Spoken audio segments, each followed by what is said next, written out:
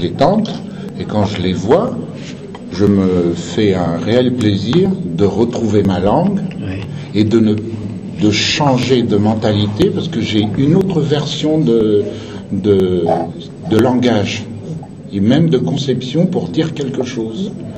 Parce que le malgache n'est pas construit de façon grammaticale comme le français, où c'est sujet, verbe, complément. Nous, on a le verbe et puis le verbe, et on rajoute un petit quelque chose et ça devient toute une phrase. Tu peux nous donner un exemple?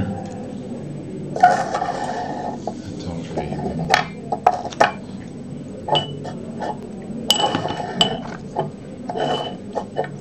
Andosiga et Isiga,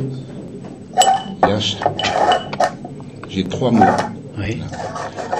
Alors, ça veut dire venez, on va aller travailler.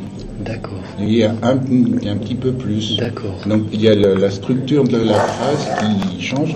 Et moi, de temps en temps, quand je parle, si je traduis ça en malgache mot à mot, ça ne veut rien dire, quoi. D'accord. C'est un peu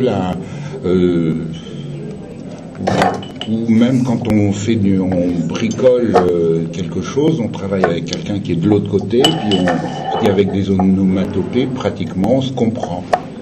Là, j'ai pas d'exemple qui vient, mais ça peut être ça, tu vois, comme sur le chantier, quoi.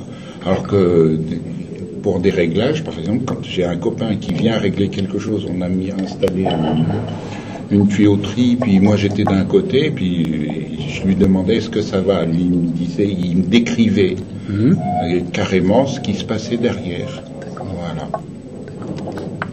Il y a une simplification, pas une simplification, mais bon, c'est c'est dans la tête, c'est assez, comme tu disais tout à l'heure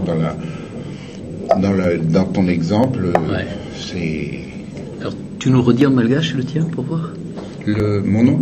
Non, ce que tu disais tout à l'heure, le mot que tu disais tout à l'heure, l'expression que tu disais tout à l'heure. Andosiga. D'accord. Mais ça, donc, ça se découpe pas en 3 mots, en fait, c'est ça? J'ai bien compris. Oui, c'est tout un ensemble. C'est tout un ensemble. D'accord. Ok. Merci. De rien.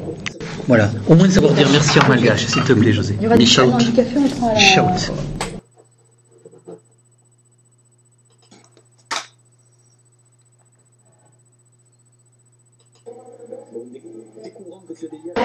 Bon, découvrant que tu as des liens avec la langue malgache, Eric. Les siens sont ténus, et en même temps ils sont quand même assez profonds. Ouais. Il y a 2 mots, il y a malak, mais il faut que je demande à une de mes petites sœurs ce que ça veut dire. Et sinon il y a un autre mot qui est mour. Ouais. Et quelqu'un qui est dit mour, c'est quelqu'un qui est vraiment, il est tout tranquille, il va pas te faire de mal, il est pas pressé.